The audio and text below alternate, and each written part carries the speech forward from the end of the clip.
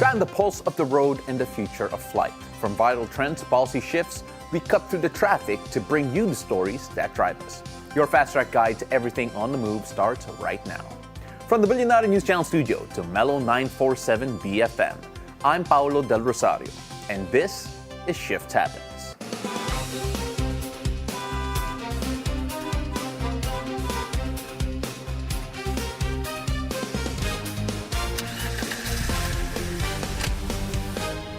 We have one more day before the weekend. It's a rainy Thursday here, as a lot of you in Metro Manila might have already felt, so please stay safe, especially for everyone out on the road, motorists and commuters alike. And guys, of course, we are still waiting for our special co-host here today. Normally, baka malito kayo ko ng araw, but we are waiting for my favorite co-host for today, itong si motoring editor of Business World and a man behind Cap, Maceda, Aguila. In fact, wala pa siya. Let's just show na wala pa siya.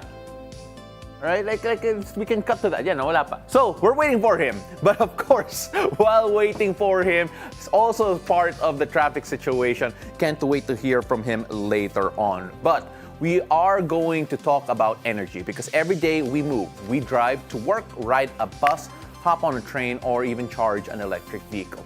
But have we ever stopped to ask, what powers all that movement? The future of mobility now isn't just about getting to one place or the other. It's about the energy that comes along with it. It isn't just about building roads as well. And we have a lot here to talk about. So we're going to try and figure out who we can talk to when it comes to the energy situation in the Philippines. Have we ever stopped to ask what powers all the movement? The future of mobility isn't just about building more roads or putting more vehicles on them. It's about how we use energy, how efficiently we use it and where it comes from, and how we can make transportation cleaner and more energy secure. Now, this is true from electric vehicles and energy-efficient transport systems to emerging technologies like hydrogen. The Philippines is exploring new ways to power the way that we move. At the center of these efforts is the Department of Energy, turning energy efficiency and cleaner technologies into practical solutions for Filipinos. Now, later on, our guest today has been at the forefront of these efforts, and he has been actively working on initiatives involving energy efficiency, electric vehicles, hydrogen, and other emerging energy technologies. And later on, we will be introducing Director Aquino. But for the meantime, let's call in Cap Maceda Aguila joining us here right now. Coming in fresh from the road. Cap, kamusta naman yung traffic situation out there? Hindi ma-traffic. Hirapan ako in real life.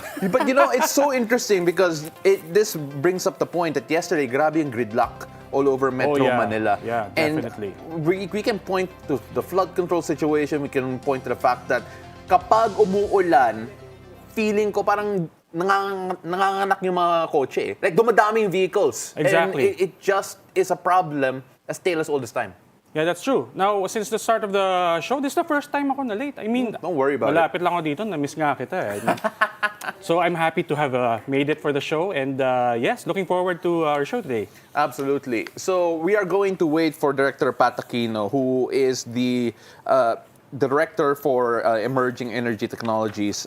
But at the meantime, of course, since we're talking about this, we also have to discuss the fact that energy security was a big factor because of the Strait of Hormuz situation over in Iran.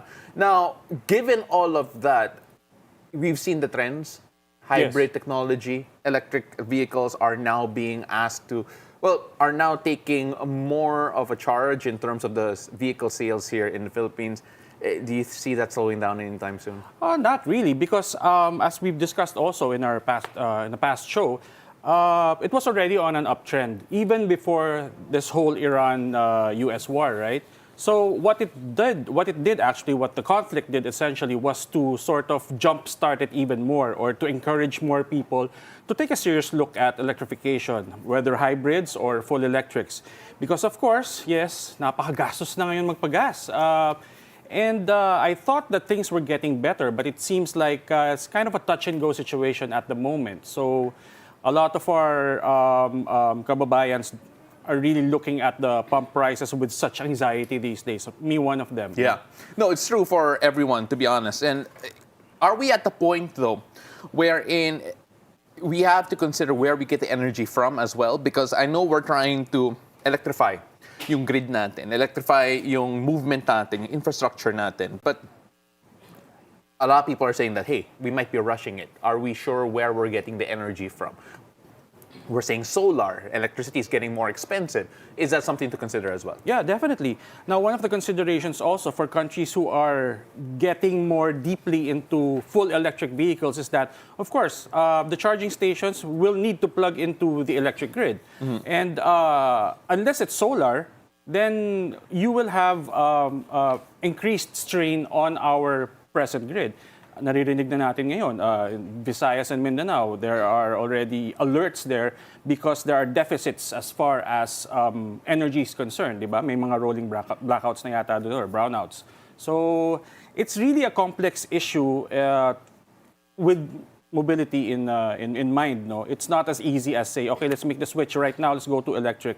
Yeah, but who's gonna charge it? Saan tayo magcha-charge? Where are we gonna get the energy? These are some of the discussions that need to be fleshed out. And of course, the government is making that push as well. EVIDA already a part of the conversation. How does this actually change the industry? Well, it's very nice to have a sort of a guiding hand as far as government is concerned. No? Of course, incentives and relief will certainly go far towards encouraging the industry, the electrified industry.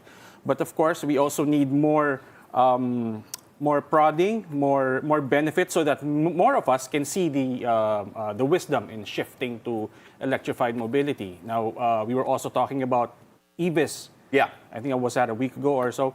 So manufacturing, that's another area where we can earnestly get into. And as far as I'm concerned, I certainly welcome any support the government can provide to our industry. You know, one of the things I want to go back in time with you with, because you've covered this a lot more than I have. But then, back in the day, kasi, I don't think people would remember, before we've had this energy crisis, before electric vehicles became more of a common sight on the streets, I remember the day of the Prius, right? When it started out. But that wasn't the only alternative energy type of vehicle that people were considering. A lot of people were considering, manufacturers considering using hydrogen to power their vehicles, and other options as well. Where do you think we are when it comes to other sources of energy apart from just electricity or lithium batteries when it comes to our manufacturers? As far as hydrogen is concerned, first off, yes, I remember the time the Prius was first introduced to the market. A lot of people were very curious about it, actually didn't know what to make of it. They were actually asking, saan natin charge yan? Diba? The concept of a hybrid was still like kind of out there. Sobrang bago pa rin. Sobrang bago. Yeah, and now it's an everyday thing. You have a hybrid, right? Yeah. So, with regard naman to hydrogen, what I've heard is because there are other issues linked to that, such as, of course, where do we get the hydrogen? Hydrogen, of course, is a little more combustible. Yeah, it's more volatile. Very volatile, yeah. But what I've heard, at least from what I'm seeing, is that it's a welcome solution for logistics, like more commercial use, not for the average citizen. Not for day-to-day.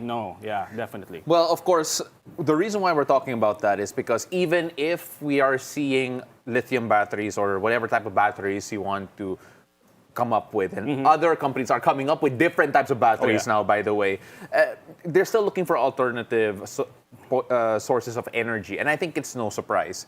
When you look at the electric vehicle manufacturing here in the Philippines, I know we're still at its infancy, but then should all the plans be realized, how do you envision the manufacturing industry to look like in the next couple of years with all of these incentives the government is throwing?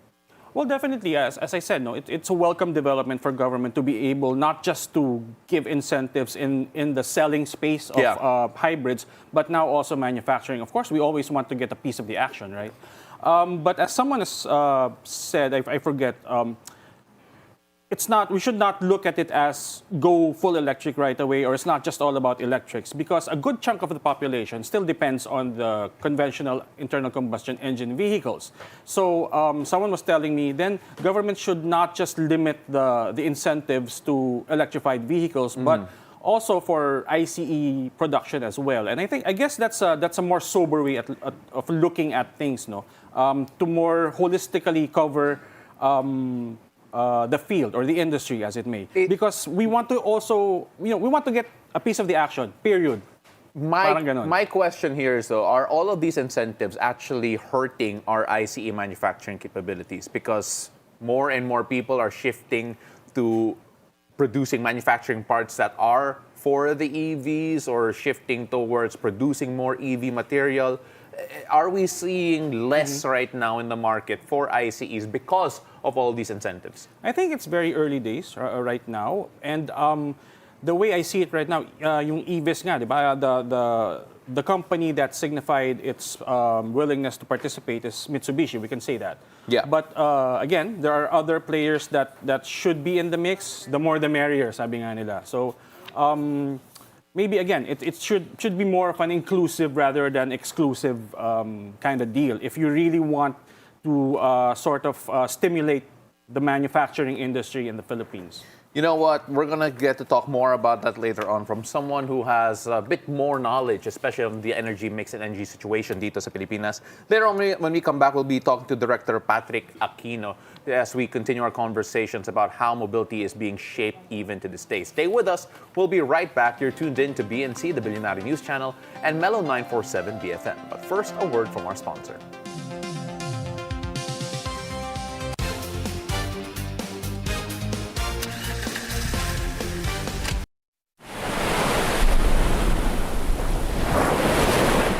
Looking for the perfect escape?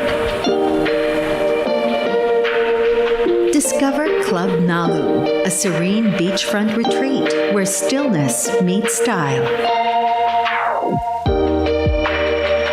Nestled along the quiet shores of Bacnotan in La Union, Club Nalu is designed for slow mornings, ocean breezes, and moments that help you unwind. From cozy rooms and sun-drenched villas to relaxing spaces inspired by nature. Every corner invites you to pause, breathe, and recharge. Club Nalu, come as you are and leave feeling a little lighter. Book now at clubnalu.ph.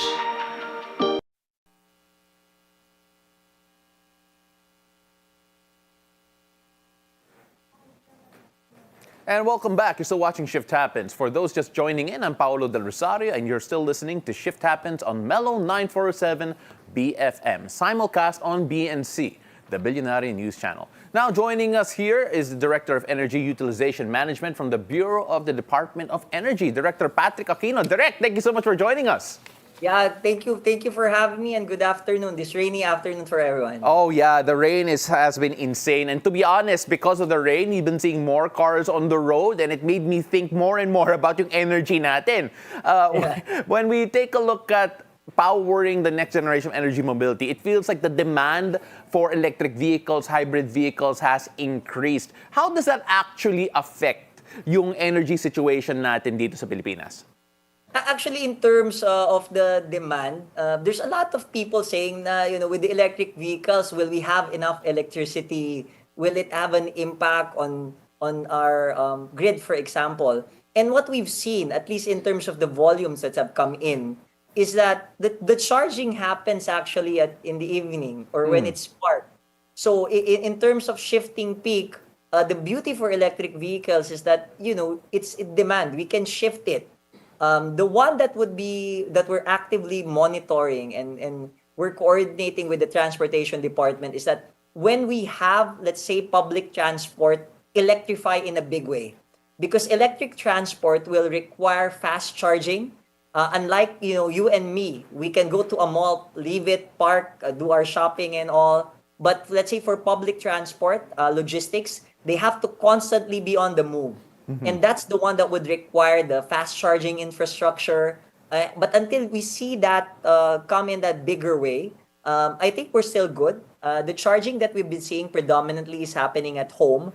And there's a trend that we're noticing that the public has been doing, especially for those that have shifted to battery electric vehicles or plug-in hybrid electric vehicles, they're also being greener about it. When I say greener is that they're now putting in solar, and they've seen that at certain times of the day, like when the sun is up, it's the best time for them to charge. So effectively, you're seeing in social media, for example, those that say, I've run my vehicle, my electric vehicle, completely free, quote unquote free. When they say Yeah. free, of course, they run it using the sun, and they didn't have to draw a single kilowatt, let's say, from their utility. And that's the message that we'd like to get across to the public, that there's so many options right now at varying price points. And then even on the concern as to the distance and the safety, there's a lot of misconceptions if you just want to get the facts there. It's available at the Department of Energy website. It's available at evindustry.ph. And we do hope people could actively consider shifting to electric vehicles already. Director, this is Cap Maceda Aguila. I've seen you in a number of auto shows actually, sir. Kaya alam kong, alam mo, nasa forefront ka, nakikita mo yung mga bagong models that are coming into the Philippines, particularly the electrified vehicles. Now, since you mentioned it, you mentioned solar and how I'd like you to step back a bit and can you describe, though, the demand for hybrid vehicles versus also fully electrified vehicles now, particularly with the view on the U.S.-Iran war. And although we were talking kanina with Paolo, and we were already observing how it was already on an uptrend even before the crisis in the Middle East. What's sort of the DOE's view about this, and then possibly assuring that there would be energy for in the grid in the future? Okay. I mean, let's just get the facts straight. Yeah. Even prior to the conflict that has happened in around Q1 this year, the Middle East conflict, we've already seen an uptake in terms of electric vehicle sales. We ended, let's say, 2024 with less than 24,000 electric vehicles. Those are registered land transportation vehicles. But last year, 2025, it zoomed up to around 60,000 registered motor vehicles. And we've said publicly, based on our monitoring as of the end of July, we're seeing that the sales is almost past 45,000 units already. So to be clear, the trajectory and the momentum, the public is really actively seeking electric vehicles. Now, if you're looking at the portfolio or the breakdown, if you may, of the electric vehicles, what we've seen is that, in particular, in the first half of this year, there was an intense desire for a lot of the public to get a battery electric vehicle, a BEV, or a plug-in hybrid electric vehicle. And we've been talking to the industry, like the Electric Vehicle Association of the Philippines and even CAMPI. And what we've noticed is that they didn't anticipate the surge on the number of people wanting to do the conversion. So what we've seen is that by the numbers, the sales of electric vehicles have already consists of almost 10 to 15%. So it's almost 1 out of every 5 vehicles that's sold right now is already electric. Mm-hmm. And people are seeing the benefits of it. And since the battery electric vehicles, for example, and the plug-in hybrids, there's pent-up demand for it, but the supply wasn't there, or there's nakakaubusan, if I may borrow words, in the past. People shifted. They're settling, if I want to buy it, can it at least be a hybrid? And we're very happy that members of CAMPI and the sector has responded. There are more electrified options right now. The last time I checked, out of the almost 700 available models in the country, more than half is already battery electric vehicles or hybrid electric vehicles or even plug-in hybrid electric vehicles. So in terms of choices, in terms of desire of people to switch to electric, it's there. Mm-hmm. Now, I paused here because I'll answer the other question.